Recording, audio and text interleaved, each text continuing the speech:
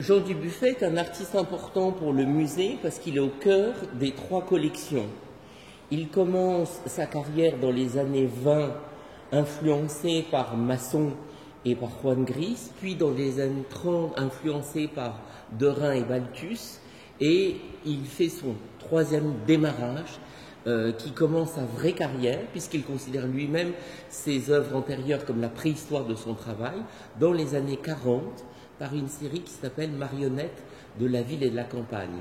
Mais il est aussi connu comme théoricien pour avoir écrit et publié, entre 1945 et 1949, le premier traité de l'art brut, qui s'intitule « L'art brut préféré aux arts culturels ». Et toute son œuvre, jusqu'à son décès au milieu des années 80, participe des débats autour de l'art contemporain, autour de l'art moderne d'après-guerre et ensuite de l'art contemporain. De nombreux artistes d'ailleurs se revendiquent de Dubuffet, comme par exemple Basquiat, qui a fait référence à l'œuvre de Jean Dubuffet concernant son travail.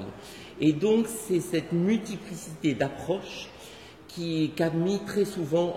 en œuvre le musée à travers des séries régulières d'expositions, puisqu'on a exposé, on a présenté ici la donation de Jean Dubuffet au musée des arts décoratifs. Ensuite, on a consacré une importante exposition sur les relations entre Jean Dubuffet et l'art brut. Et pour la réouverture du musée il y a 6 ans, on avait consacré un accrochage autour du cycle de l'Ourloupe. Et là, j'ai souhaité, en partenariat avec la Fondation Dubuffet, présenter une série d'œuvres qui correspondent à ce moment entre 45 et 75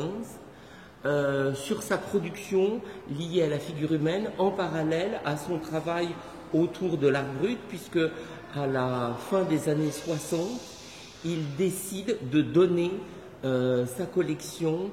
en Suisse, à Lausanne, qui va créer un musée d'art brut qui abrite donc sa collection, qui est inaugurée en 1975.